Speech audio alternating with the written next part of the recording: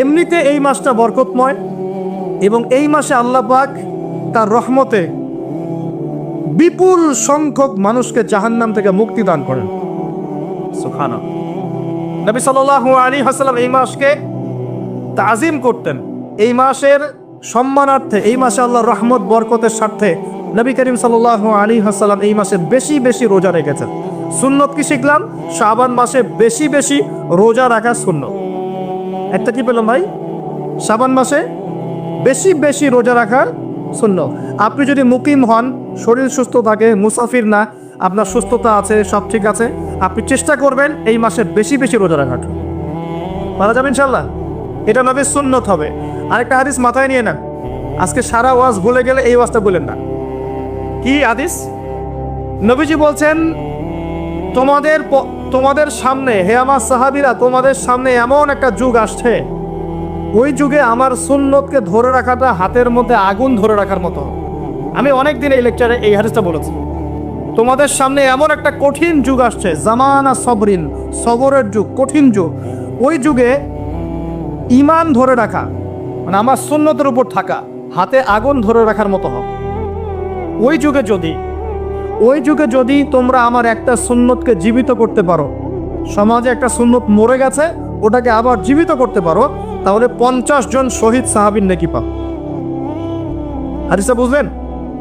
শুধু নেকি না, আপনি 50 জন শহীদ সাহাবীর নেকি পাবেন যখন চলমান সমাজে একটা সুন্নত মিটে গেছে, নাই, মানুষ আমল করছে না, কিন্তু আপনি সেটাকে জীবিত করলেন। পারা যাবে ইনশাল্লাহ। একটা দেখাচ্ছি, যেমন সাহাবীদের যুগে মানুষ মসজিদে ঢুকলে কি করতো জানেন? আগে 2 রাকাত নামাজ পড়তো। কি করতো? মসজিদে ঢুকেই, ওযু অবস্থায় মসজিদে ঢুকেই তারা বসতেন না। আগে 2 রাকাত নামাজ পড়তেন, দুখুলুল মসজিদ বা তাহিয়াতুল মসজিদ, তারপরে বসতেন। আর নবীজি বলেছেন, কিয়ামতের আগে আগে এই দুখুলুল মসজিদ, তাহিয়াতুল মসজিদ, এই নামাজটা উঠে যাবে। উঠে যাচ্ছে না আস্তে আস্তে। মসজিদে ঢুকলে মানুষ ধাপ করে বসে পড়ে, তাই না? মানুষ ভুলেই গেছে এটা সুন্নত। এখন আপনি যদি এই সুন্নতটাকে আবার জীবিত করতে পারেন, ইনশাল্লাহ 50 জন শহীদ সাহাবীর নেকি পাবেন। সমাজে এখন দাড়ি শেভ করা ফ্যাশন হয়ে গেছে, বুঝছো না? অনেকে শেভ না করলে চাকরি দেয় না। শেভ না করলে কি হয় না? চাকরি পাওয়া যায় না। স্কুলে তো না, কলেজে গিয়ে পড়তে গেলে ক্লাস করতে দেয় না। দাঁড়িয়ে আসে, যাও সব করে আসো, তাই বলে। এখন সমাজ চলছে উল্টা। এখন যদি আপনি নবীর সুন্নতকে আবার জীবিত করতে পারেন, 50 জন শহীদ সাহাবীর নেকি পাবেন ইনশাআল্লাহ। রাতে ঘুমানোর সময় একটা সুন্নত আছে, 33 বার সুবহানাল্লাহ, 33 বার আলহামদুলিল্লাহ, 34 বার কি আল্লাহু আকবার। বহু মানুষই পড়ে না। আপনি যদি পড়তে পারেন, ইনশাআল্লাহ আল্লাহ পাক আপনাকে নেকি দিবেন। সমাজে বহু মানুষ চুল একদম এখন মেসি রোনাল্ডো কাট, তাই না? মেসি কাট আর রোনাল্ডো কাট। আর আমি সিলেট অঞ্চলে দেখে আসছি এখন লন্ডন কাট, 2 পাশ ছিলে মাঝখানে চলে, লন্ডন থেকে শিখে আসছি। এখন চুলেরও কিন্তু সুন্নত আছে, আছে কি নাই? দাড়ির যেমন সুন্নত আছে, চুলের সুন্নত নাই। একদম সামন পিছন সমান করতে পারেন, অথবা যদি চুল নাই থাকে তাহলে চুল মাথা মুন্ডন করেও রাখতে পারেন। অনেক সাহাবী মাথা মুন্ডিত ছিল। আবার অথবা কানের লতি পর্যন্ত বা কাঁধ বাবড়ি রাখতে পারেন। এটা চুলের সুন্নত হলো কিনা? এখন সমাজের সব মানুষ এই সুন্নতটাকে ভুলে গেছে। আপনি সুন্নত মনে করে রেখেছেন, ইনশাল্লাহ আপনি নেকি পাবেন ইনশাআল্লাহ। এরকম অগণিত সুন্নত আছে, অগণিত, যেগুলো আমাদের সমাজ থেকে আস্তে আস্তে উঠে যাচ্ছে। আমি খুব দুঃখের সাথে বলছি, অনেক মসজিদে ফরজ নামাজ পড়ার পরে আমরা কি করি?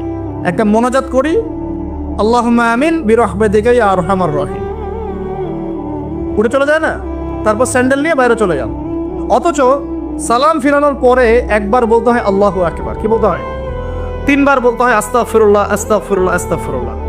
বলতে হয় আল্লাহুম্মা আনতাস সালাম ওয়া মিনকাস সালাম তাবারাকতা ইয়া যাল জালালি ওয়াল ইকরাম। একবার পড়তে হয় আয়াতুল কুরসি, 33 বার সুবহানাল্লাহ, 33 বার আলহামদুলিল্লাহ, 33 বার আল্লাহু আকবার, তারপর কালিমা শাহাদা। এরপর সূরা ফালাক একবার, সূরা নাস একবার, ইখলাস একবার। আরো অনেক দোয়া আছে, আল্লাহুম্মা লা মানিআ লিমা আ'তাইত ওয়া লা মু'তিয়া লিমা মানা'ত ওয়া লা ইয়ানফা'ু যাল জাদ্দি মিনকাল জাদ। পড়তে হয় আল্লাহুম্মা ইন্নী আউযু বিকা মিনাল হাম্মি ওয়াল হাযান ওয়াল আজজি ওয়াল কাসালি ওয়াল বুখলি ওয়াল জুবন ওয়া দালা'id দাইন ওয়া গালাবাতির রিজাল। পড়তে হয় আল্লাহুম্মা আ'ইন্নী আলা যিকরিকা ওয়া শুকরিকা হুসনি ইবাদা থেকে, আরো অনেক দোয়া আছে। দেখেন তো, মোনাজাত করেন, আমি তো না করছি না, আমি তর্ক করতে আসি না এখানে, এটা নিয়ে আমি ঝগড়া করতে আসি, কিন্তু এই সুন্নতটা যে উঠে গেল, মোনাজাতটা করে যে মসজিদ থেকে বের হয়ে চলে গেলেন, এই সুন্নতটার উপর আমল কে করবে? সুন্নত উঠে গেল না? আপনি যদি বসে এখন সুন্নতটা প্রতিষ্ঠা করেন, 50 জন শহীদ সাহাবীর নেকি পাবেন ইনশাআল্লাহ। এগুলো তো গেল আমলিয়াত। সমাজ চলছে সুদের উপরে, আপনি যদি হালাল অর্থনীতি প্রবর্তন করতে পারেন তাহলে কত নেকি পাবেন। সমাজ চলছে জেনায়, আপনি এখন পর্দা প্রতিষ্ঠা করলেন তাহলে কত নেকি পাবেন। সমাজে চলছে দুর্নীতি, আপনি এখন আমানতদারিতে ইনসান প্রতিষ্ঠা করলেন, কত নেকি পাবেন। সমাজে চলছে শয়তানি, সব শয়তানি, কি চলছে? শয়তানি। এখন আপনি আল্লাহ রাব্বুল আলামিনের ওহী প্রতিষ্ঠা করলেন, কত নেকি পাবেন। নিঃসন্দেহে আর অনেক বেশি নেকি পাবেন। আল্লাহ পাক আমাদেরকে সেই লক্ষ্যে কাজ করার তৌফিক দান করুন। প্রিয় ভাইরা, যে কথা বলতে এখানে আসলাম, এক বাড়াবাড়ি এক কি ছাড়াছাড়ি, এর মাঝখানে কি একটা ফজিলত জানলাম। শাবান মাস মানেই এই মাসে নবীজি বেশি বেশি রোজা রাখতেন। তাহলে আমরা কি করবো এই মাসে ভাই? 1 নম্বর কাজ, বেশি বেশি রোজা রাখার চেষ্টা করবো ইনশাআল্লাহ। আল্লাহ তৌফিক দান করবেন। এবার আরেকটা পয়েন্ট বলি, সামনে রমাদান মাস।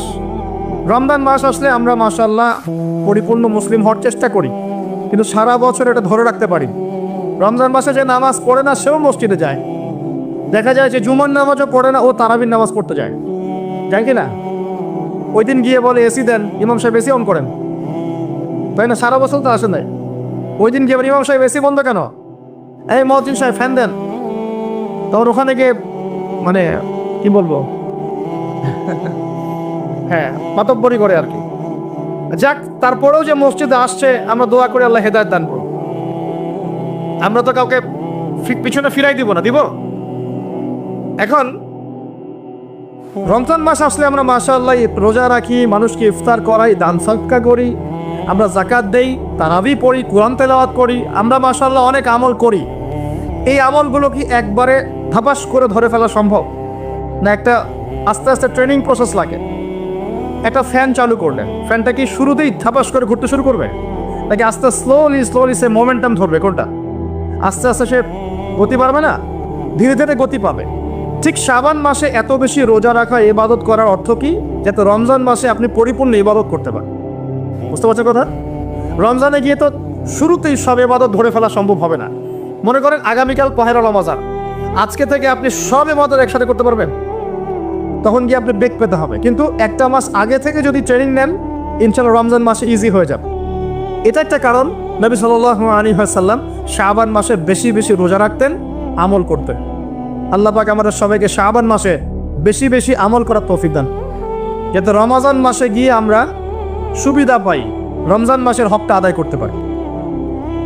এবার এই মাসে নবী সাল্লাল্লাহু আলাইহি ওয়াসাল্লাম কি বলেছেন একটা হাদিস থেকে আগে বুঝি। এই হাদিসটা সহ অনেক হাদিসে এই একই রকম কথা এসেছে এবং এই হাদিসটা বিশুদ্ধ। এটাকে অস্বীকার করলে হাদিস অস্বীকারী হয়ে যাবে। বাড়াবাড়ি গ্রুপ, ছাড়াছাড়ি গ্রুপ, উভয়ের জন্যই নসিহত। নবী সাল্লাল্লাহু আলাইহি ওয়াসাল্লাম বলেছেন, ইন্নাল্লাহ তাআলা, নিশ্চয় আল্লাহ রাব্বুল আলামিন, লা ইয়াত্তালিউ ফি লাইলাতিন নিসফি মিন শাবান, শাবান মাসের মধ্য রজনীতে আল্লাহ রাব্বুল আলামিন তার রহমতের দৃষ্টি প্রশস্ত করেন। সুবহানাল্লাহ। আল্লাহ পাক শবে বরাত মানে আমরা যেটা বুঝি প্রচলিত অর্থে, লাইলাতুন নিসফি মিন শাবান, শাবান মাসের মধ্য রজনী, যে 15 শাবানের এই যে রজনী, এই রাতে আল্লাহ রাব্বুল আলামিন তার সৃষ্টির দিকে তার রহমতের দৃষ্টিটা প্রশস্ত করে দেখেন, প্রশস্ত করেন। এবং ওয়াগফিরু লিজামিই খালকিহি, আল্লাহ পাক তার সমস্ত সৃষ্টিকে মাফ করে দেন। আল্লাহ পাক কি করেন? তার সমস্ত সৃষ্টিকে কি করেন? মাফ করে দেন। কথাটা ভালো করে বোঝেন।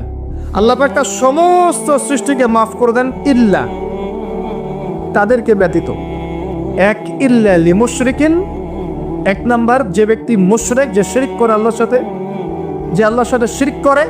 আর 2, মুশাহিনিন, যে ব্যক্তি অন্তরে মানুষের সাথে বিদ্বেষ পোষণ করে, হিংসা বিদ্বেষ মনে আছে এরকম ব্যক্তি, এবং মনের মধ্যে শিরক আছে, শিরকি আকীদা, মুশরিক, এই 2 শ্রেণীর মানুষ ছাড়া আল্লাহ পাক সমস্ত মানুষকে মাফ করে দেন বলে। সুবহানাল্লাহ। তাহলে এই রাতের ফজিলত প্রমাণ হলো কিনা? রাতের ফজিলতটা প্রমাণ হলো কিনা? আচ্ছা, এখন এর ব্যাকআপ আরো অনেকগুলো হাদিস আছে, ওই সবগুলো হাদিসকে একত্রিত করলে এমনই কনক্লুশন আসে। এছাড়াও আরো কিছু দুর্বল হাদিস আছে, এগুলো দুর্বল, সনদগতভাবে অন্যান্যভাবে দুর্বল। ওখানে আরো কিছু পয়েন্ট পাওয়া যায় যে আর কাকে কাকে আল্লাহ পাক মাফ করেন না। সবাইকে তো মাফ করেন, আর কাকে কাকে করেন না। এই হাদিসে দুটো পেয়েছি, এটা একদম অকাট্য। এটা হলো মুশরিক, আল্লাহ পাক মাফ করেন না। 2, যে অন্তরে হিংসা বিদ্বেষ পোষণ করে, হিংসা বিদ্বেষ আছে, এদেরকে আল্লাহ মাফ করেন না। আরো কিছু দুর্বল বর্ণনা থেকে পাওয়া যায়, এটা দুর্বল বর্ণনা, কিন্তু জেনে রাখতে তো সমস্যা নাই, সমস্যা আছে? আর পাপ তো পাপি, দুর্বল হাদিসে আসুক আর কঠিন হাদিসে আসুক, পাপ তো পাপি নাকি? পাপ ছাড়তে কোনো সমস্যা আছে? তো তৃতীয় এক শ্রেণীর নাম পাওয়া যায়, যারা হচ্ছে আত্মহননকারী, নিজেরা নিজেদেরকে আত্মহত্যা করেছে, এদেরকে আল্লাহ মাফ করে। আত্মহনন বোঝেন কিনা? আত্মহত্যা যারা করে, আত্মহনন, এটা একটা শ্রেণী পাওয়া যায়। 4 নম্বর একটা পাওয়া যায় আত্মীয়তার সম্পর্ক ছিন্নকারী, আত্মীয়তার সম্পর্ক ছিন্নকারী। 5 নম্বর একটা পাওয়া যায়, সেটা হলো মাদক দ্রব্য সেবনকারী। মাদক দ্রব্য সেবনকারী, যুবকরা খুব ভালো করে শোনো এগুলো। মাদক দ্রব্য সেবনকারী আল্লাহ সবাইকে মাফ করেন, মাফ করছেন না। আর একটা পাওয়া যায়, সেটা হলো যারা জেনার পাপে লিপ্ত আছে। কিসের পাপে ভাই? জেনার পাপ। এরকম আর কিছু ব্যাকআপ পাওয়া হয়, কিন্তু এগুলোর বর্ণনা দুর্বল। বর্ণনা কি? দুর্বল, কিন্তু পাপ তো পাপই নাকি? এই পাপগুলো তো পাপ, এই পাপগুলো করলে কি আল্লাহ খুশি হন? অকাট্য সহি থেকে পাওয়া যায় এই দুইটা, মুশরিক এবং মুশাহিন। যারা শিরক করে, অন্তরে বিদ্বেষ পোষণ করে, আল্লাহ পাক এদেরকে মাফ করেন। এখন আগে জানি শিরক থেকে কিভাবে বাঁচবো, শিরক কি এবং কেন, তারপরে জানবো হিংসা বিদ্বেষ, তারপরে আমরা যাবো এই রাতটা আমরা কি করতে পারি। মনে রাখবেন, আমল করতে হবে 3টা বিষয় খেয়াল রেখে। কয়টা বিষয় ভাই? আমল করতে হবে 3টা বিষয় খেয়াল রেখে। 1, আমল করতে হবে একমাত্র আল্লাহ পাকের সন্তুষ্টির জন্য। 1 নম্বরটি বলেন? 1, আল্লাহর সন্তুষ্টির জন্য, কারো সন্তুষ্টির জন্য না, কারো জন্য না। শুধু কার জন্য? দলিল হচ্ছে ইন্নাস সালাতি ওয়া নুসুকি ওয়া মাহইয়ায়া ওয়া মামাতি লিল্লাহি রাব্বিল আলামিন ফাসাল্লি লিরাব্বিকা ওয়ানহার। 2, আমল হতে হবে একমাত্র নবী সাল্লাল্লাহু আলাইহি ওয়াসাল্লামের সুন্নাত মোতাবেক। কার সুন্নাত মোতাবেক? নবী এবং সাহাবীদের সুন্নতের সাথে মেলে না, সেই আমল করা যাবে না। নবী এবং সাহাবীদের সুন্নতের সাথে মেলে না, সেই আমল করা যাবে না। 3 নাম্বার, আমলটা যত সুন্দরী মনে হোক, আমলটা যত সুন্দরী মনে হোক আর যত মানুষই করুক, যত মজাদার মনে হোক না কেন, নবী করেন নাই, সাহাবীদের থেকে প্রমাণ নাই, আমল করব না। করলে বেদাত হয়ে যাবে। কি হবে? বেদাত হয়ে যাবে। আর 3 নাম্বার হচ্ছে, আমলগুলো করার আগে অবশ্যই আপনার রিজিকটাকে হালাল করতে হবে। কি করতে হবে ভাই? ব্যাস এই 3টা শর্ত পূরণ করে আমল করলে ইনশাআল্লাহ তাআলা আমরা জান্নাতে যাবো। ইনশাআল্লাহ আমরা আশাবাদী, আল্লাহ পাক আমাদেরকে জান্নাত দিবেন ইনশাআল্লাহ। আল্লাহ পাক এক রাতে রহম করে সমস্ত মাখলুক সৃষ্টিকে মাফ করে দিচ্ছেন, শুধু শিরক এবং হিংসা বিদ্বেষ পোষণকারীকে মাফ করছেন না। বুঝতে হবে এই পাপ দুটো কত কঠিন। এবার আসেন, প্রথমে একটু শিরক নিয়ে কথা বলি, তারপরে মুশাহিন নিয়ে কথা বলি। ধৈর্য ধরবেন তো নাকি? দেরি হচ্ছে? সবর করে না। এখন প্রথমে জানিস শিরক কি এবং কেন। শিরক হচ্ছে এমন একটা পাপ, যেই পাপ আমল নামায় থাকলে পরে বিনা তওবায় যদি সেই ব্যক্তি মারা যায়, আল্লাহ পাক তাকে মাফ করবেন না। ভালো করে শোনেন, শিরক এমন একটা পাপ, যে পাপ যদি আমল নামায় থেকে যায়, বিনা তওবায় সে মারা যায়, শিরকের পাপ নিয়ে আল্লাহর সামনে দাঁড়ায়, আল্লাহ তাকে মাফ করবেন না। দলিল সূরা নিসা, আল্লাহ পাক বলছেন ইন্নাল্লাহা লা ইয়াগফিরু আন ইউশরাকা বিহি ওয়া ইয়াগফিরু মা দুনা যালিকা লিমান ইয়াশা। আল্লাহ পাক তার সাথে শিরকের গুনাহ মাফ করবেন না, এছাড়া যে কোনো গুনাহ যাকে ইচ্ছা মাফ করবেন। বুঝাচ্ছি, মনে করেন একজন ব্যক্তি জেনা করেছে, কথার কথা নাউযুবিল্লাহ, একজন ব্যক্তি জেনা করেছে বা মিথ্যা কথা বলেছে বা ধরেন মদ খেয়েছে ইত্যাদি। এখন সে তওবা করলে তো মাফ পেতই, তওবা করলে মাফ হতো না? তওবা করলে মাফ তো পেতই। মনে করেন তওবা না করেই মারা গেছে, আল্লাহ পাক চাইলে কিয়ামতের মাঠে এই পাপও বিনা তওবাতেই মাফ করতে পারেন। কথা বুঝতে পারছেন? বুঝতে পারছেন না মনে হয়। মনে করেন একজন ব্যক্তি মদ খেয়েছে, জেনা করেছে ইত্যাদি, সে তওবা করার ফুরসত পায় নাই, বিনা তওবায় মারা গেছে। আল্লাহ পাক চাইলে কিয়ামতের মাঠে তওবা না করা সত্ত্বেও আল্লাহ পাক তাকে মাফ করতে পারে। কিন্তু একজন ব্যক্তি শিরকের পাপ করেছে, তওবা না করে মারা গেছে, আল্লাহ পাক কিয়ামতের মাঠে শিরকের পাপ মাফ করবেন। আমি কি বুঝতে পারছি? অন্য পাপের কারণে আল্লাহ রাব্বুল আলামিন শাস্তি দিয়েও হোক, কোনো একটা ভাবে হোক, নবীর সুপারিশের মাধ্যমে হোক, তাকে জাহান্নামে গেলেও সেখান থেকে বের করে জান্নাতে দিবেন ইনশাআল্লাহ। কিন্তু শিরকের পাপ যার আমলনামায় থাকবে তার উপর জান্নাতকে হারাম করে দেওয়া হয়েছে। বলেন নাউজুবিল্লাহ। সূরা মাইদায় দলিল আছে, শিরকের পাপ যার আমলনামায় আছে তার জন্য জান্নাতকে হারাম করে দেওয়া আছে। শিরক মানে অংশীদার সাব্যস্ত করা, আল্লাহ পাকের সাথে কাউকে সমকক্ষ করা। শিরক কত প্রকার হয়? উত্তর 3 প্রকার। কয় প্রকার ভাই? বিশ্বাসে শিরক হয়, মানে আকীদায় শিরক হয়। আমলে শিরক হয়, মানে কাজে শিরক হয়। কথা বা লিসানে শিরক হয়। মনে থাকবে? 1 নাম্বার কিসে শিরক হয়? বলেন আমার সাথে। বিশ্বাসে শিরক হয়, আকীদায় শিরক হয়। 2 নাম্বার আমলে শিরক হয়, কাজে শিরক হয়। 3 নাম্বার কথায় শিরক হয়। কয়েকটা এক্সাম্পল দিয়ে বুঝতে পারবেন। একজন ব্যক্তি মনে করেন বিশ্বাস করে যে আল্লাহ বলতে কেউ নাই, কি হবে এটা? বলেন শিরক।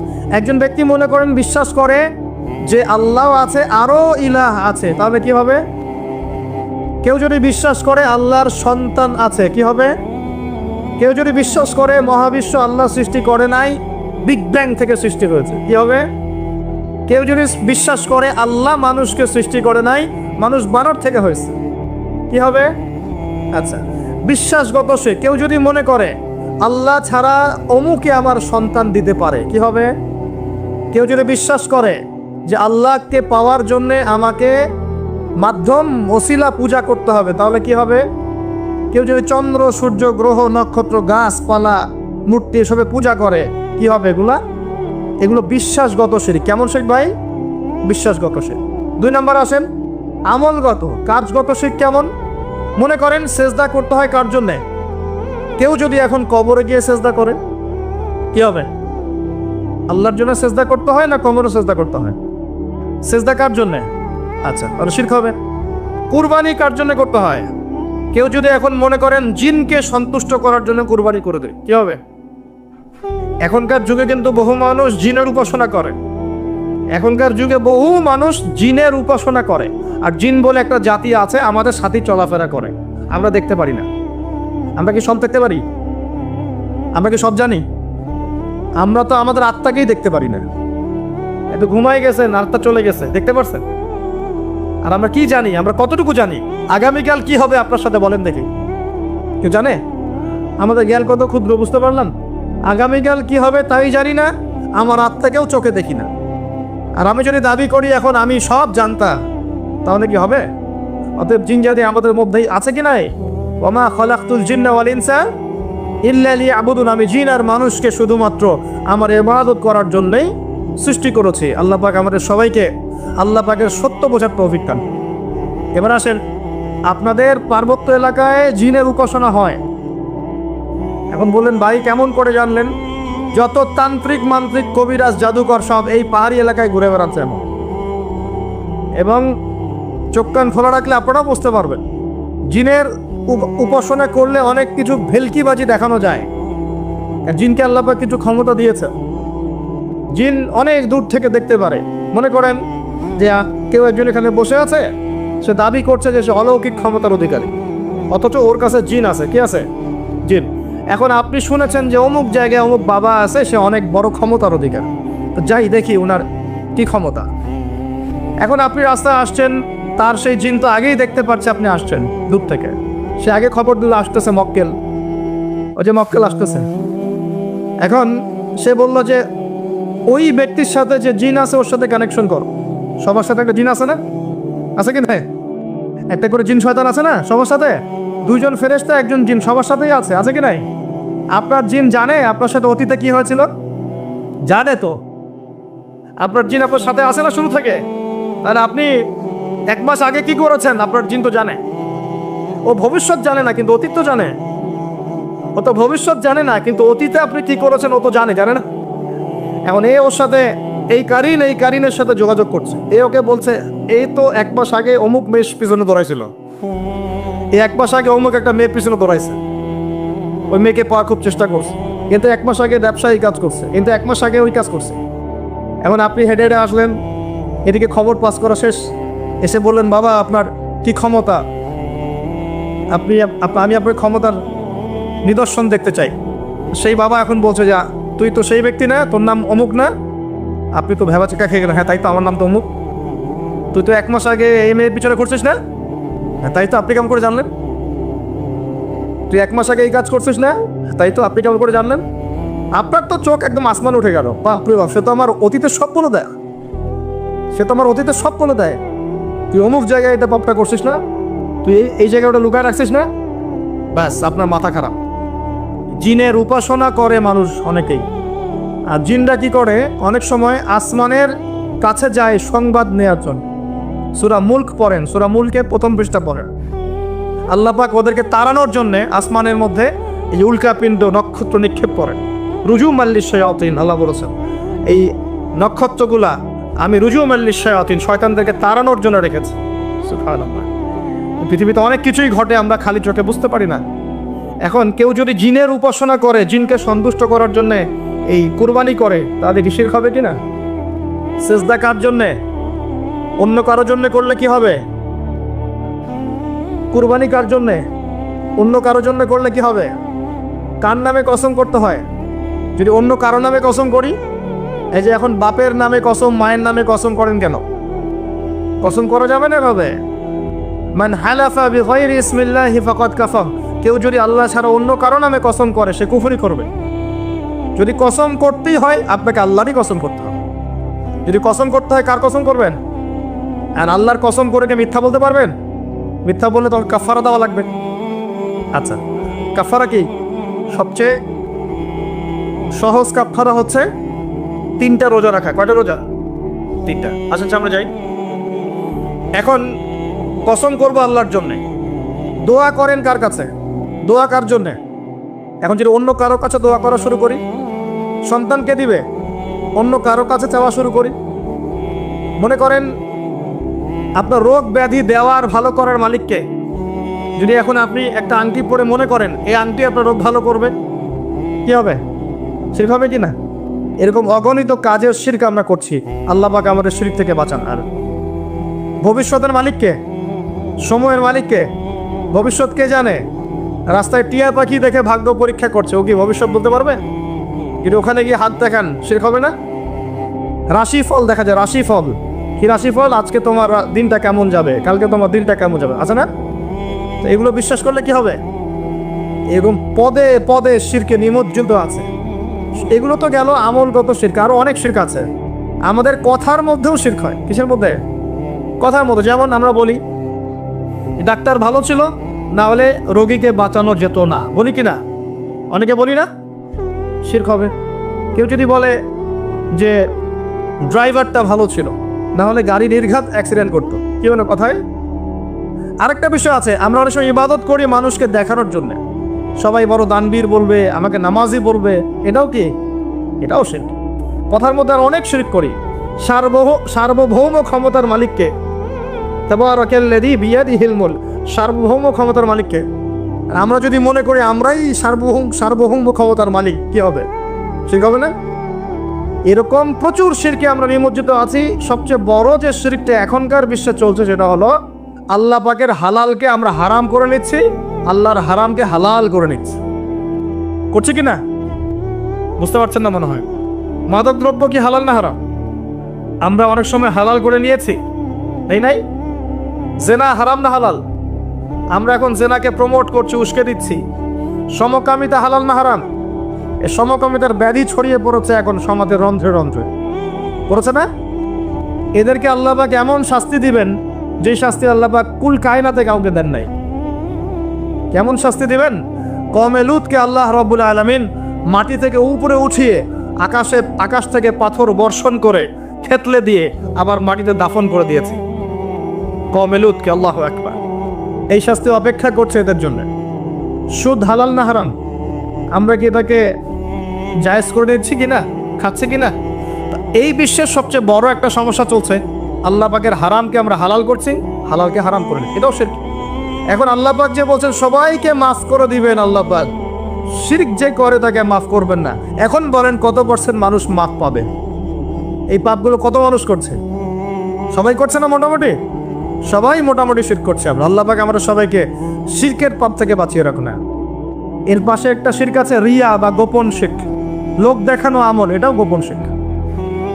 আর এক শ্রেণী, আচ্ছা এখানে একটা কথা বলে রাখি, এই শিরকগুলো থেকে বেঁচে থাকলে কি হবে? শিরক থেকে বেঁচে থাকলে আপনার আমল নামায় যদি আসমান জমিন সমান গোনাও থাকে, আল্লাহ পাক সমস্ত গোনা মাফ করে দিবেন ইনশাআল্লাহ।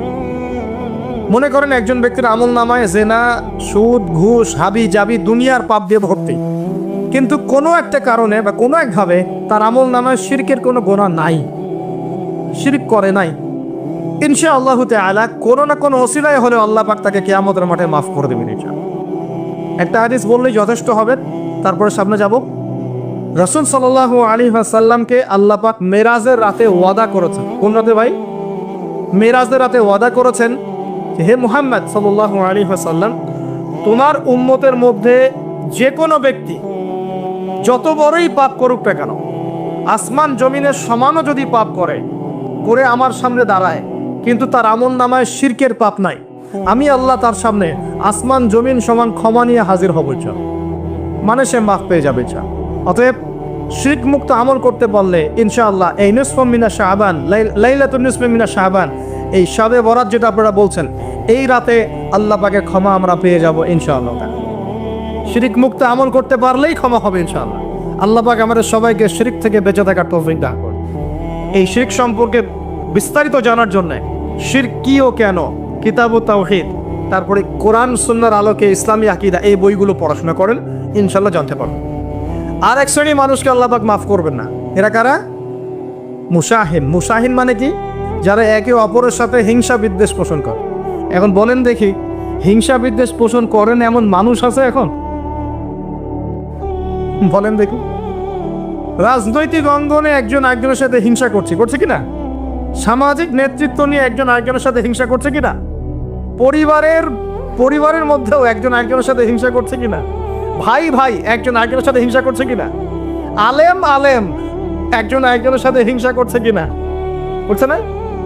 বক্তা একজন আরেকজনের সাথে হিংসা করে কিনা? ধর্ম থেকে শুরু করে বিশ্ব রাজনীতি পর্যন্ত হিংসার দাবানলে এখন পুরো বিশ্বের মানুষ জ্বলে পুরো শেষ হয়ে যাচ্ছে, হচ্ছে না? মহিলা হিংসা করে কিনা? সতীনে হিংসা করে কিনা? সতীন বোঝেন কিনা? বিয়েই তো করেন নাই, সতীন বুঝবেন কি? সতীন কি জিনিস? দুই বউ, এক বউ কি হয়? সতীনে হিংসা করে কিনা? আয়েশা রাদিয়াল্লাহু আনহার বাসায়, মানে ঘরে, নবী সাল্লাল্লাহু আলাইহি ওয়াসাল্লাম বসে আছেন, ঢুকেছেন, আর অন্য একজন স্ত্রীর ঘর থেকে একটা খাবার আসতে পারে না, ভালোবেসে মহব্বত করে হাদিয়া দিয়েছেন। আয়েশা রাদিয়াল্লাহু আনহা যখন দেখলেন তার ঘরের মধ্যে খাবার পাঠিয়েছে অন্য একজন স্ত্রী, পুরো থালাটাকে মাথার উপর নিয়ে থাবাস করে ভেঙে ফেলে দেবে। রাসূলুল্লাহ সাল্লাল্লাহু আলাইহি ওয়াসাল্লাম মুচকি হাসছেন, আর উপস্থিত হয়তো আরো দু একজন ছিলেন, তাদেরকে বলছেন তোমাদের মা রাগ করেছে। তিনি নিজেই হাতে সেগুলো তুললেন, সব ভাঙাচোরা পিসগুলো নিজে তুলে রেখে দিয়ে ভালো থালা বাটিগুলো হাদিয়া পাঠালেন ওই স্ত্রীর ঘরে, যে ঘর থেকে খাবার এসেছে। এইভাবে ডিল করতে হয়। আর রাসূল সাল্লাল্লাহু আলাইহি ওয়াসাল্লাম তখন রাগ হন নাই, কেন এই কাজ করলা? আরেকদিন আয়েশা রাদিয়াল্লাহু আনহা একটা কথা বলে ফেলেছে। নবী সাল্লাল্লাহু আলাইহি ওয়াসাল্লাম তার কোন এক স্ত্রীর কাছ থেকে এসেছেন। আয়েশা রাদিয়াল্লাহু আনহা বলছেন, আপনি তার কথা কিভাবে স্মরণ করেন? সে তো একটু খাটো, এরকম একটা কথা বলেছে, সে তো একটু খাটো, একটু বেটে। আয়েশা রাদিয়াল্লাহু আনহাকে আমাদের নবীজি বলছেন, শোনো, তুমি এমন একটা কথা বলেছো, আমাদের সবার জন্য হেদায়েত আছে, তুমি এমন একটা কথা বলেছো, এই কথাটা যদি সমুদ্রের সাথে মিশিয়ে দেওয়া হয়, পুরো সমুদ্রের পানি দূষিত হয়ে যাবে, বলি নাউজুবিল্লাহ। এই যে এতটুকু কথা, যে সে তো একটু খাটো ইয়া রাসূলুল্লাহ, এই যে এতটুকু কথা, খালি এই যে অত কালো, অত অমুক, অত তমুক, অত গরিব, অত কৃষক, অত ছোট লোক, অত এই যে রিক্সাওয়ালা, আমরা কথা বলি না এগুলো, আমাদের এগুলো কথা আছে না সমাজে, এগুলো বলার সাথে সাথেই এটা এমন পাপ হয়ে যায়, সাগরের মধ্যে এই পাপ মিশিয়ে দিলে সাগরের পানি নষ্ট হয়ে যাবে, নাউজুবিল্লাহ। এরকম হিংসা বিদ্বেষ মনে থাকলে তাসকিয়া পাওয়া যায় না। তাসকিয়া মানে আত্মশুদ্ধি। তো এখানে এটা স্বভাব সুলভ মানুষের মধ্যে এসে যায়, আসে কি না? আসে না? এই সবে লাইলাতুন নিসফু মিনাশ শাবানের হাদিসগুলোর মধ্যে একটা হাদিসে আসছে, সনদের কথা আমি বলছি না, আমি প্রসঙ্গটা বলছি, যে আয়েশা রাদিয়াল্লাহু আনহা বলছেন, আমি ঘুম থেকে উঠে দেখি রাসূল সাল্লাল্লাহু আলাইহি ওয়াসাল্লাম নামাজ পড়ছেন। কি পড়ছেন? নামাজ, তার ঘরে নামাজ পড়ছেন। নামাজে এত লম্বা সেজদা করছেন যে আমার কাছে মনে হলো নবী মনে হয় ইন্তেকাল করেছেন, নাউজুবিল্লাহ। তারপরে আমি তাকে তার বুড়ো আঙ্গুল ধরে নাড়া দিলাম। নবী সাল্লাল্লাহু আলাইহি ওয়াসাল্লাম তাড়াতাড়ি নামাজ শেষ করলেন।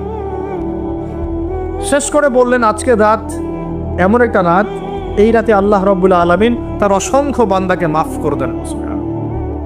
এরপর তিনি আবার ঘুমিয়ে গেলেন, আয়েশা রাদিয়াল্লাহু আনহা। এবার উঠে বলছেন, আমি দেখলাম যে নবী সাল্লাল্লাহু আলাইহি ওয়াসাল্লাম আমার ঘরে নাই, আমার ঘরে নাই। তখন তিনি বলছেন, আমার মনের মধ্যে তখন ওই মানে ফিলিংস আসলো যেটা মেয়েদের মধ্যে স্বভাব সুলভ চলে আসে। আমি মনে করলাম যে রাসূলুল্লাহ সাল্লাল্লাহু আলাইহি ওয়াসাল্লাম কি অন্য কোনো স্ত্রীর ঘরে চলে গেলেন আমাকে ছেড়ে। তখন আমি চাদর মুড়ি দিয়ে তাকে পিছু নেওয়া শুরু করলাম। পিছে পিছে গিয়ে দেখলাম রাসূল সাল্লাল্লাহু আলাইহি ওয়াসাল্লাম ওই জান্নাতুল বাকি বলি না আমরা, বাকিয়া গারকাত, মদিনায় মসজিদ নববীর পাশে কবরস্থান আছে না, ওই কবরস্থানে নবী সাল্লাল্লাহু আলাইহি ওয়াসাল্লাম দাঁড়িয়ে মাইয়েতের জন্য দোয়া করছেন। সুবহানাল্লাহ। আয়েশা রাদিয়াল্লাহু আনহা গিয়ে দাঁড়ালেন। নবীজি বললেন, তুমি কি মনে করছো আমি তোমার সাথে প্রতারণা করছি? আমি তোমার হক নষ্ট করব? বরং আজকের রাতে আল্লাহ রাব্বুল আলামিন অগণিত মানুষকে মাফ করে দেন বলে। সুবহান। এই হাদিসগুলো এসেছে শবে বরাত প্রসঙ্গে। এখানেও দেখেন আয়েশা রাদিয়াল্লাহু আনহা কিন্তু একটু জেলাসি ফিল করেছে, আমার ঘর থেকে আবার অন্য স্ত্রী ঘরে চলে গেল কিনা।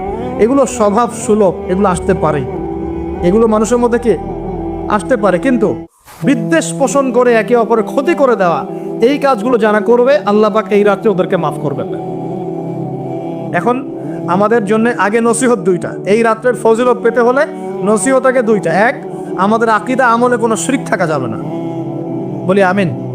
আল্লাহ কবুল করুন। আমাদের আকীদা এবং আমলে কোনো প্রকার শিরক রাখা যাবে না। দুই, আমরা মনের মধ্যে কোনো ভাইয়ের প্রতি হিংসা বিদ্বেষ রাখবো না। রাখবো ইনশাল্লাহ? না রাখবো না। আমরা কোনো ভাইয়ের প্রতি হিংসা বিদ্বেষ পোষণ করবো না ইনশাল্লাহ। একটা হাদিস বললেই আপনি বুঝে ফেলবেন, তারপর আমি সামনে যাচ্ছি, এরপরে আমি আস্তে আস্তে ফিনিশিং দেবো ইনশাল্লাহ। আল্লাহর রাসূল বলেছেন সাল্লাল্লাহু আলাইহি ওয়াসাল্লাম, তিনি বলেছেন যে তোমরা ততক্ষণ পর্যন্ত জান্নাতে যেতে পারবে না, ভালো করে শোনেন, তোমরা ততক্ষণ পর্যন্ত জান্নাতে যেতে পারবে না যতক্ষণ তোমরা প্রকৃত মুমিন না হচ্ছ, প্রকৃত মুমিন না হচ্ছ। আর তোমরা ততক্ষণ পর্যন্ত প্রকৃত মুমিন হতে পারবে না যতক্ষণ পর্যন্ত না পরস্পরকে ভালো না বাসছো, পরস্পরকে ভালো না বাসছো। এই ভালোবাসা আবার বয়ফ্রেন্ড গার্লফ্রেন্ড ভালোবাসা না, দিনই ক্ষেত্রে ভালোবাসা। আর আমি কি তোমাদেরকে জানিয়ে দিব কি করলে তোমরা পরস্পরকে ভালোবাসতে পারবে? সাহাবীরা বলছেন, অবশ্যই বলুন ইয়া রাসূলুল্লাহ। নবীজি বলছেন, তোমরা একে অপরকে সালাম দেওয়ার অভ্যাস করো, ইনশাআল্লাহ তোমরা একে অপরকে ভালোবাসতে পারো। ইসলামের সৌন্দর্য দুটা, কয়টা ভাই? বেশি বেশি মানুষকে সালাম দেয়া এবং মানুষকে খাবার খাওয়ানো। কি খাওয়ানো? আরেকটা মনে রাখবেন, কিয়ামতের আগে আগে মানুষ বাছাইকৃত মানুষকে সালাম দিবে, সবাইকে সালাম দিবে না। কিয়ামত দূরে না কাছে? এটা আজকে আলোচনার টপিক না, নাহলে আমি বলতাম যে কতগুলো আলামত আপনি দেখতে পারবেন। এখন আমরা বুঝতে পারলাম এই রাতের ফজিলত আছে, আছে কি নাই? এই রাতের ফজিলত কি? আল্লাহ পাক এই রাতে অগণিত বান্দাকে মাফ করে দেবেন ইনশাআল্লাহ। তবে কোন কোন মানুষকে মাফ করবেন না? এক নম্বর যারা মুশরিক বা শিরক করে, দুই নম্বর যারা একে অপরের প্রতি কি বলেন মুশাহিন, বিদ্বেষ, হিংসা বিদ্বেষ পোষণ করে। এই দুই শ্রেণীর মানুষের অন্তর্ভুক্ত হওয়া থেকে আল্লাহ আমাদেরকে বাঁচাক, আমিন। এরপরে দুর্বল হাদিসগুলো বা যেগুলো একদম দুর্বল সনদের, সেগুলোর মধ্যে অতিরিক্ত এসেছে আত্মীয়তার সম্পর্ক ছিন্ন করলে মাপ পাচ্ছে না, আত্মহত্যা করলে মাপ পাচ্ছে না, জেনা করলে মাপ পাচ্ছে না, মাদকদ্রব্য সেবন করলে মাপ পাচ্ছে না। এই পাপগুলো থেকেও আল্লাহ পাক আমাদেরকে বাঁচিয়ে রাখুন বলিয়া। এখন কিভাবে এই রাতে আমরা ইবাদত করব জানো দরকার কিনা? তার আগে ইবাদত কবুলের কয় শর্ত বলেছে? 3। আল্লাহর সন্তুষ্টির জন্য হতে হবে, নবীর সুন্নাহ মাফিক হতে হবে, এবং 3 নম্বর হচ্ছে হালাল রিজিক থাকতে হবে, হারাম খেয়ে ইবাদত করা যাবে না। এখন আসেন, কোনো হাদিসের মধ্যে স্পেসিফিকলি বলা নাই যে এই রাতে এই এই এই এই ইবাদত করতে হবে, কোনো হাদিসের মধ্যে পাওয়া যায় না। কথা বোঝার চেষ্টা করুন। যেমন লাইলাতুল কদর সম্পর্কে বলা হচ্ছে না, যে লাইলাতুল কদরে যারা কিয়াম করবে, হ্যাঁ, রাত দিনে সিয়াম রাখবে, রাতে কিয়াম করবে, কোরআন তেলাওয়াত করবে, কোরআন দিয়ে কিয়াম করবে, আল্লাহ ওদেরকে মাফ করে দিবেন। একটা আমল দেওয়া আছে লাইলাতুল কদরে। নবী সাল্লাল্লাহু আলাইহি ওয়াসাল্লাম যা করতেন সেগুলোর মধ্যে আমল দেওয়া আছে। এই নিসফু মিনা শাবানের মধ্যে স্পেসিফিকলি এভাবে হাদিসের মধ্যে উল্লেখ করা নাই এই এই এই এই আমলগুলো কর। কিন্তু খুঁজে খুঁজে আমাদেরকে বের করতে হয়। খুঁজে খুঁজে কেমন? নবী সাল্লাল্লাহু আলাইহি ওয়াসাল্লাম দোয়া করছিলেন মৃতদের জন্য, করছিলেন না? তাহলে এটা একটা আমল পাওয়া গেল। নবী সাল্লাল্লাহু আলাইহি ওয়াসাল্লাম নামাজে ছিলেন সেজদারত অবস্থায়, ওই যে আয়েশা রাদিয়াল্লাহু আনহা টোকা দিলেন, দিয়ে বললেন আমি ভাবছিলাম তার ইন্তেকাল হয়ে গেছে কিনা, তার মানে বুঝলাম যে আপনি নামাজ পড়তে পারেন। এরপরে আল্লাহ পাকের কাছে ক্ষমা চাইতে পারেন, কারণ এই মাসে আল্লাহ পাক আপনাকে এই রাতে আল্লাহ আপনাকে ক্ষমা করবেন, এই রাতে আল্লাহ ক্ষমা করবেন। এখন এটাকে বলা হয় প্রশস্ততা। ব্যক্তিগতভাবে এখানে আপনাকে প্রশস্ত এখতিয়ার দেওয়া হয়েছে। ব্যক্তিগতভাবে আপনাকে আল্লাহ পাক তার রাসূলের মাধ্যমে এই শরীয়তে এই রাতের আমলের জন্য একটা প্রশস্ত এখতিয়ার দিয়েছেন। আপনি রাসূল সাল্লাল্লাহু আলাইহি ওয়াসাল্লামের সুন্নাহ মাফিক যে কোনো ভালো কাজ করতে পারেন, কিন্তু নির্দিষ্ট করে আপনাকে দেওয়া হয় নাই যে আপনাকে 100 রাকাতই পড়তে হবে, আপনাকে 200 রাকাতই পড়তে হবে, আপনাকে 10 রাকাতই পড়তে হবে, আপনাকে 1 খতমই দিতে হবে, এরকম নির্দিষ্ট করে আপনাকে কিছু দেওয়া হয়। আপনি এখন চাইলে সুন্দর করে অজু করলেন, অজু করে মাশাআল্লাহ আতর খুশবু ব্যবহার করতে পারেন, করে সুন্দর জামা পরলেন, পরে আপনি আল্লাহর স্মরণে নামাজ আদায় করলেন। এখন ফরজ নামাজ আগে না নফল আগে? ফরজ আগে না নফল আগে? এই আমলগুলো ফরজ না নফল? এগুলো নফল। আগে তো ফরজ পড়তে হবে নাকি? 5 ওয়াক্ত ফরজ নামাজ তো আগে, তারপরে আপনি নফলে আসেন। আমাদের জীবনে কোনটার গুরুত্ব সবচেয়ে বেশি? তো ফরজ ঠিক না থাকলে নফল দিয়ে কাজ হবে? তো ফরজ ঠিক করার পরে আপনি এখন অতিরিক্ত আমল করার চেষ্টা করছেন, সুন্দর কাপড় চোপড় পরেছেন, আপনি মাশাআল্লাহ পবিত্র হয়েছেন, আদর খুশবু ব্যবহার করেছেন, আপনি নীরবে নিভৃতে আল্লাহকে ডাকছেন নামাজের মধ্য দিয়ে, লম্বা করে সুন্দর করে নামাজ পড়ছেন, আপনি একটু কোরআন তেলাওয়াত করছেন, আলহামদুলিল্লাহ। আপনি এই রাতে মৃতদের জন্য দোয়া করলেন, নিজের জন্য দোয়া করলেন, পরিবারের জন্য দোয়া করলেন, আপনি তাসবিহ তাহলিল করলেন, যদি আপনাকে আল্লাহ সামর্থ্য দেন আপনি কিছু দান সাদাকা করেছেন, আপনি বিভিন্ন রকম ভালো কাজে আপনি নিজেকে মানে এঙ্গেজ রাখতে পারেন, নিজেকে বিভিন্ন ভালো কাজে আপনি নিজেকে সম্পৃক্ত রাখতে পারেন। এভাবে আপনি রাতটাকে একটা উৎসবের উৎসাহে পার করতে পারেন। কিন্তু আমরা যে ঘটা করে অনেকগুলো কাজ করি না, ঘটা করে হালুয়া রুটি সামাই টামাই এই সেই আলোকসজ্জা অমুক তমুক দল বেঁধে কবরস্থান, এই আমলগুলো নবী এবং সাহাবীরা দেখে প্রমাণ হয় না। আমি কি বুঝতে পারছি? আমল করতে আপনাকে নিষেধ করা হয় নাই, কিন্তু বাড়াবাড়ি করবেন না, ছাড়াছাড়ি করবেন না, মধ্যমপন্থী থাকেন। ব্যক্তিগতভাবে আপনি আপনার মতো করে আমল করতে পারেন, আপনাকে ইখতিয়ার প্রশস্ততা দেওয়া হয়েছে। আপনি একটু নামাজ পড়েন, একটু তেলাওয়াত করেন, একটু জিকির করেন, দোয়া করেন, আপনি আল্লাহর কাছে চেয়ে নেন। আর একটা হাদিস আছে, এই রাতে আল্লাহ রাব্বুল আলামিন প্রথম আসমানে নেমে আসেন। সুবহানাল্লাহ।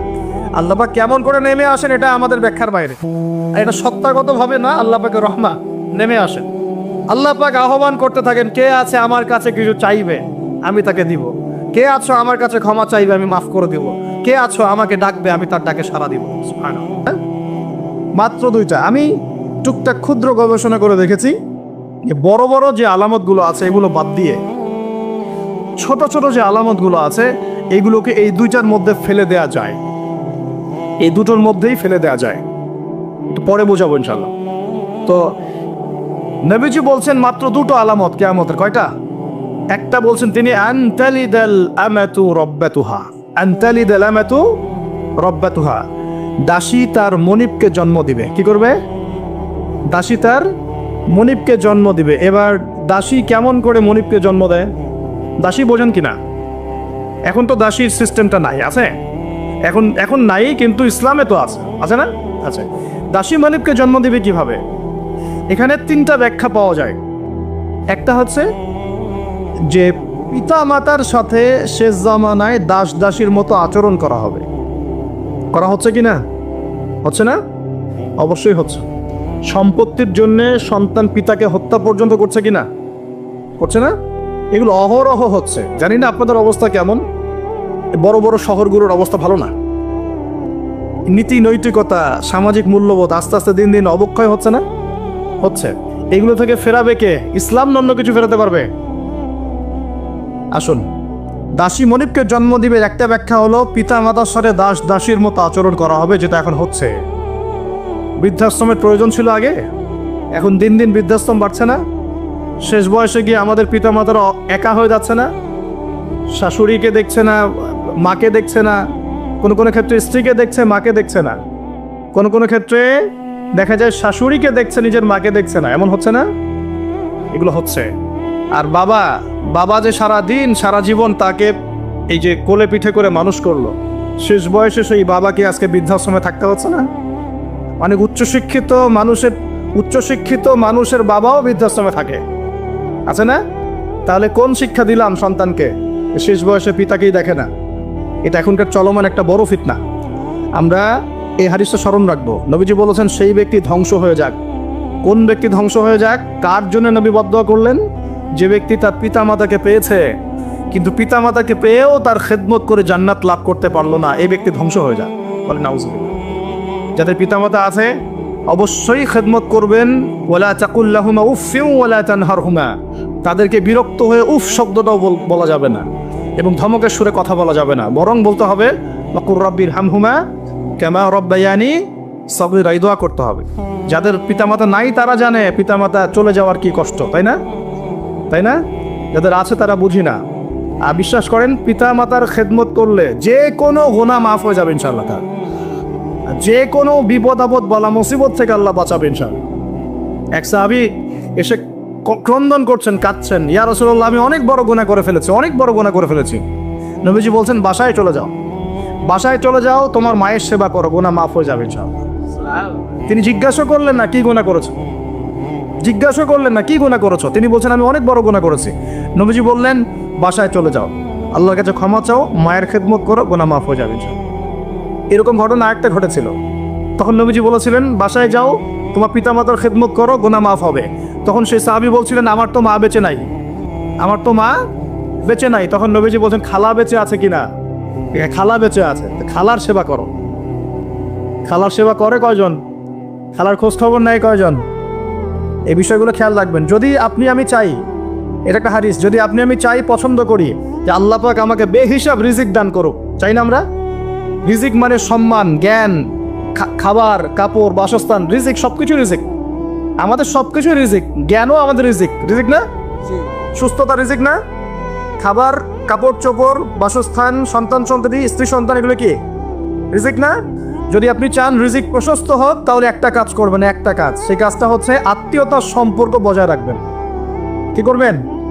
আত্মীয়তার সম্পর্ক বজায় রাখবেন। আত্মীয়তার সম্পর্ক বজায় রাখার জন্য কিছু মৌসুম আসে, যেমন রমজান মাস একটা মৌসুম। এই রমজান মাসে নিজে খাবেন, আত্মীয়দেরকে হাদিয়া দিবেন, তাদের বাসায় রমজানের বাজার পৌঁছে দিবেন, ঈদের হাদিয়া পৌঁছে দিবেন, আত্মীয়তার সম্পর্কে জোড়া লাগবে।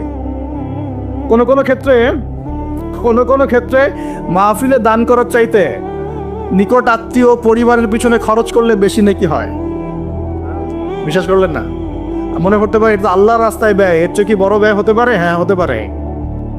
সবচেয়ে উত্তম ব্যয় হচ্ছে আপনার পরিবারের পিছনে ব্যয়।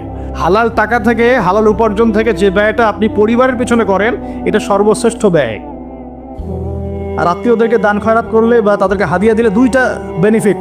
একটা হলো দানের তো নেকি পাবেনই আপনি, আবার আত্মীয়তার সম্পর্ক রক্ষার নেকি পাবেন। যখন আল্লাহ পাক সমস্ত সৃষ্টি করলেন মহাবিশ্বের, আর বিশ্বাস করেন প্রত্যেকটা সৃষ্টির কিন্তু প্রাণ আছে, বিশ্বাস করেন না? আকাশেরও জীবন আছে, এই মাটিরও জীবন আছে, পাহাড়ের জীবন আছে, সমুদ্রের জীবন আছে, সবকিছুর জীবন আছে। ওই সায়েন্স আমাদেরকে যেটা শেখায় এটা জীব, এটা জড়, এই সংজ্ঞা ঠিক না, এই সংজ্ঞা ঠিক না। আল্লাহ পাক বলছেন যে শোনো, তোমার ব্যাপারে আমার ফয়সালা এবং ওয়াদা হচ্ছে যে তোমাকে টিকিয়ে রাখবে আমি তার ব্যাপারে খুব রহম হব, দয়ালু হব ইনশাআল্লাহ। আর যে তোমাকে নষ্ট করে ফেলবে তার সাথে আমি সম্পর্ক নষ্ট করে ফেলবো। আত্মীয়তার সম্পর্ক খুব ইম্পর্টেন্ট। তো রিজিক যদি প্রশস্ত হতে চান তাহলে অবশ্যই আত্মীয়তার সম্পর্ক বজায় রাখবে, ঠিক আছে? আল্লাহ তৌফিক দান করুন, আমিন। আর শেষ জামানায় তো ভাই বাবা ছেলের সাথে দূরত্ব, মা ছেলের সাথে দূরত্ব, ভাই ভাইকে দেখতে পারে না। আমরা তো সালামও দিই এখন হিসেব করে, দল দেখে সালাম দেই, হ্যাঁ, মানুষ দেখে সালাম দেই। এবং আমার দলের, আমার তরিকার কিনা, আমার দলের কিনা, আমার মাযহাবের কিনা, আমার সংগঠনের কিনা, এগুলো দেখে দেখে সালাম দেন, তাই না? প্রিয় ভাইরা, এটাও কিয়ামতের লক্ষণ। বিশ্বাস করলেন না? আখিরুজ্জামানের হাদিসের মধ্যে স্পষ্ট আসছে, কিয়ামতের আগে আগে সালাম মানুষ বেছে বেছে দেওয়া শুরু করবে। কি বলা নাই, সবই বলা আছে। কিয়ামতের আগে আগে মানুষ সালাম বেছে বেছে দেওয়া শুরু করবে, আর মসজিদগুলো হবে চাকচিক্যময়, হেদায়েত উঠে যাবে, মসজিদের মধ্যে শোরগোল বেড়ে যাবে, হট্টগোল বেড়ে যাবে। হচ্ছে না এগুলা? এমনও কঠিন হাদিস আছে যে মানুষ নামাজ পড়বে কিন্তু মুসল্লিদের মধ্যে একজন প্রকৃত মুমিন খুঁজে পাওয়া যাবে না। বলেন নাউজুবিল্লাহ। বহু মানুষ নামাজ পড়ছে, সুদ খাচ্ছে না? নামাজ পড়েও নামাজ থেকে বের হয়ে আবার মাদকাসক্ত হচ্ছে না? রোজা ইফতার খুলেই তো সিগারেটে হাত দিচ্ছে না? দিচ্ছে না? নামাজ পড়েও জেনা করছে না মানুষ? নামাজ পড়েও গার্লফ্রেন্ডের সাথে সম্পর্ক রাখছে না? নামাজ পড়েও এদিকে পর্নোগ্রাফি দেখছে না? নামাজ তো সমস্ত পাপ থেকে মানুষকে দূরে রাখার কথা। যখন নামাজ পড়েও আমরা কবিরা গুনাহ করছি, মানে নামাজ তো কবুল হচ্ছে না, হয়তোবা নামাজ সেরকম হচ্ছে না যেমনটা হওয়া উচিত ছিল। অতএব এই হাদিসটাও ঠিক আছে যে নামাজ পড়বে মানুষ কিন্তু প্রকৃত মুমিন ব্যক্তি খুঁজে পাওয়া যাবে না, এটা ঠিক আছে হাদিস। এখন আসুন, একটা ব্যাখ্যা হতে পারে দাসী মনিবকে জন্ম দেওয়ার, যে পিতা মাতার সাথে দাস দাসীর মতো আচরণ করা হবে। আরেকটা ব্যাখ্যা কি হতে পারে? আরেকটা ব্যাখ্যা হচ্ছে সত্যি সত্যি দাসী মনিবকে জন্ম দিতে পারে। কিভাবে? এটা এই বিশ্ব না আসলে আমরা ব্যাখ্যা করতে পারতাম না। কিরকম করে জানেন? মনে করেন সিঙ্গাপুর একটা কান্ট্রি, কি কান্ট্রির নাম? সিঙ্গাপুর। ওখানে মেয়েরা খুব first lane of life lead করে, ওদের সন্তান নেয়ার সময় নাই, সন্তান জন্ম দেওয়ার ফুরসত নাই, সেক্স ওপেন, সন্তান জন্ম দিব, বিয়ে শাদী করবো, একটু অনেক ঝামেলার কাজ, কেরিয়ার আছে সামনে, না কেরিয়ার, নিজের পায়ে দাঁড়াতে হবে, চাকরি বাকরি, অনেক কাজ। তখন তারা কি করে? দরিদ্র কান্ট্রি থেকে কিছু মেয়েদেরকে হায়ার করে। দরিদ্র কান্ট্রি ধরেন শ্রীলঙ্কা, ইন্দোনেশিয়া, হ্যাঁ, বা সাউথ এশিয়ান কিছু কিছু কান্ট্রি থাকতে পারে। দরিদ্র কান্ট্রি থেকে মেয়েদেরকে হায়ার করে নিয়ে ওই মেয়ের গর্ভাশয়, যেটা আমরা বলি গর্ভাশয়, এখানে ওই পুরুষের শুক্রাণুকে ইনজেক্ট করে প্রযুক্তির মাধ্যমে শুক্রাণু ডিম্বাণু মিলন ঘটানোর পর এই মেয়ের ভিতরে বাচ্চা আস্তে আস্তে বয়স, খুব ভালো মন্দ খাওয়ানো হয় এই মেয়েটা যে গর্ভধারণ করছে, একে খুব ভালো মন্দ খাওয়ানো হয়, ফ্রেশ খাবার, ফ্রেশ পানি। 9 মাস পর বাচ্চাকে যখন সে খালাস করে, তখন এই বাচ্চাকে তারা নিয়ে নেয়, বিনিময়ে এই মেয়েটাকে পারিশ্রমিক দেওয়া হয়, $, $10,000, $20,000 দিয়ে ওকে খালাস, চলে গেল। এখন এই যে সন্তানটা জন্ম হলো, এই সন্তানটা হচ্ছে মনিবের, আর এই যে দাসী তার মনিবকে জন্ম দিয়ে চলে গেল। দেখলেন বাস্তবতা এটা এসেছে, এটা বাস্তবেও এসেছে। এরকম পশ্চিমের কিছু কিছু কান্ট্রিতে এই সিস্টেমে বাচ্চা নেওয়া হয়। এখন শুনলে অবাক হয়ে যাবেন, আমাদের মাথায় তো নাই, অবাক তো হবে নেই, যেটা আমাদের কাছে অস্বাভাবিক, অবাক হবেন না? এভাবে দাসী মনিবকে জন্ম দিচ্ছে এই যুগে। আরেকটা ব্যাখ্যা, এটা আমার কাছে সবচেয়ে প্রিয় ব্যাখ্যা আর কি, সেটা হলো দাসী মনিবকে জন্ম দেওয়ার ব্যাখ্যা এক্সটেন্ডেড ওলামায়ে কেরাম করেছেন যে সে জামানায় গিয়ে সমাজে ন্যায় অন্যায়, সত্য মিথ্যা, হালাল হারাম, এই যে মানদণ্ডটা আছে এটা উল্টে যাবে আর কি। বুঝতে পারছেন না মনে হয়? ন্যায় হবে অন্যায়, অন্যায় হবে ন্যায়, হালাল হয়ে যাবে হারাম, হারাম হয়ে যাবে হালাল, সত্য হয়ে যাবে মিথ্যা, মিথ্যা হবে সত্য। এগুলো হচ্ছে কি না? সবচেয়ে মিথ্যাবাদী ব্যক্তিকে সমাজে মানুষ বলছে সত্যবাদী ব্যক্তি। সবচেয়ে যে করাপ্টেড মানুষ তাকে বলা হচ্ছে আমানতদার ব্যক্তি। যার চরিত্র সবচেয়ে খারাপ বলা হচ্ছে একদম পবিত্র চরিত্র। হ্যাঁ, একজন মদখোর মানুষ তাকে বলা হচ্ছে খুব সম্মানী মানুষ। হ্যাঁ, একজন বেনামাজি মানুষ, কোনোদিন মসজিদের ধার কাছেও আসে না, তাকে বলা হচ্ছে খুব উন্নত চরিত্রের মানুষ, খুব ভালো মানুষ। আর যারা সত্যিকারের সৎ, মুত্তাকি, পরহেজগার, তাদেরকে পদে পদে বাধা পেতে হচ্ছে এখন, হচ্ছে না? মানুষ হালালকে হারাম করে নিচ্ছে। যেমন মদকে মানুষ আগে হারাম মনে করতো, আস্তে আস্তে এখন মাশাআল্লাহ, আস্তাগফিরুল্লাহ, এটা হালাল করে নেওয়া হচ্ছে। হালাল করে নেওয়া হচ্ছে না? মাঝে মাঝে পত্রিকা কিছু রিপোর্ট দেখি, রিপোর্টগুলো দেখলে আসলে কষ্ট হয়। একটা মদের ব্র্যান্ডের নাম দিয়ে বলছে যে এই বছর তারা মদ বিক্রি করে 4,500 কোটি টাকা আর্ন করেছে। কি খুশি, কি খুশির কথা! এবং এতে করে বড় অঙ্কের রাজস্ব আমরা পেয়েছি। বাপ রে বাপ, কি একটা প্রোগ্রেস! এই হারামের টাকা না ঢুকলে মনে হয় রাষ্ট্র নষ্টই হয়ে যেত, ভাবটা এমন। হ্যাঁ, এবছর সুদের মধ্য দিয়ে প্রোগ্রেস হচ্ছে আমাদের এত কোটি টাকা, সাবাস! এই তো মুসলমান নাকি? তো এখন যেগুলো হালাল ছিল সেগুলোকে মানুষ আস্তে আস্তে হারাম করছে, আর হারামগুলোকে আবার হালাল করে নিচ্ছে কি না? দেখেন তো কত পার্সেন্ট মানুষ পরিপূর্ণ সুদমুক্ত জীবনযাপন করতে পারে। এই যে সুদ থেকে দূরে থাকার পরেও মাঝে মাঝে মেসেজ আসে, দেখবেন যে আপনার এই ব্যালেন্সে 92 পয়েন্ট এত টাকা ইন্টারেস্ট দেওয়া হয়েছে। দেখ আসে না? খাবেন না, জোর করে খাওয়াবেন। নবী সাল্লাল্লাহু আলাইহি ওয়াসাল্লাম এটাই বলছেন সে জামানা সম্পর্কে। ওই জামানায় সুদের ব্যাপক প্রচলন ঘটবে এবং যে ব্যক্তি এখান থেকে দূরে থাকতে চাইবে তার গায়েও সুদের ছিটা ফোটা গিয়ে লাগবে। এটা লাগছে কিনা? এখন লাগছে। এটা কেমন পাপ? আল্লাহ নবী বলছেন এটা মায়ের সাথে জেনা করার মতো পাপ। এটা কেমন পাপ? আল্লাহ বলছেন আল্লাহ এবং তার রাসূলের সাথে যুদ্ধ করার মতো পাপ। নবীজি বুখারীর হাদিসে বলছেন 1 দিরহাম সুদ খেলে 36 বার জেনা করার গুনাহ হয়। এটা এমন পাপ। এর ফলশ্রুতিতে সমাজের এক শ্রেণীর মানুষ ধনী হয়, আর এক শ্রেণীর মানুষ আস্তে আস্তে গরিব হয়। সমাজটাকে বড় করে দেখলে দেখবেন বিশ্বে এক শ্রেণীর মানুষ ধনী হয়েছে, এক শ্রেণীর মানুষ গরিব হয়েছে। এটা সুদের ফলাফল। আস্তে আস্তে এর ধ্বংস অনিবার্য, কোনো উপায় নাই। এবং যারা দরিদ্র, ব্যক্তিগতভাবে দরিদ্র, সোশ্যালি দরিদ্র বা রাষ্ট্রগতভাবে দরিদ্র, এদের অবস্থা খারাপ। সুদের বেড়া জালে ফেলে এদের রক্ত চুষে সম্পদ নিয়ে নেবে, এটাই ওদের প্ল্যান, মাস্টার প্ল্যান। এবং যখন সুদের মধ্যে একটা জাতি পড়ে যায়, এর পুরো ব্লেম সবার উপরে চলে আসে, সবাই সুদের আন্ডারে চলে আসে। সবার শ্রম থেকে এবং রক্ত মাংস ঘাম থেকে এই টাকা পরিশোধ করতে হবে। আপনারা হয়তো ইকোনমিক্স কতটুকু বোঝেন আমি জানি না, আর এগুলো ওয়াজ মাহফিলে বলার মতোও বিষয় নয়।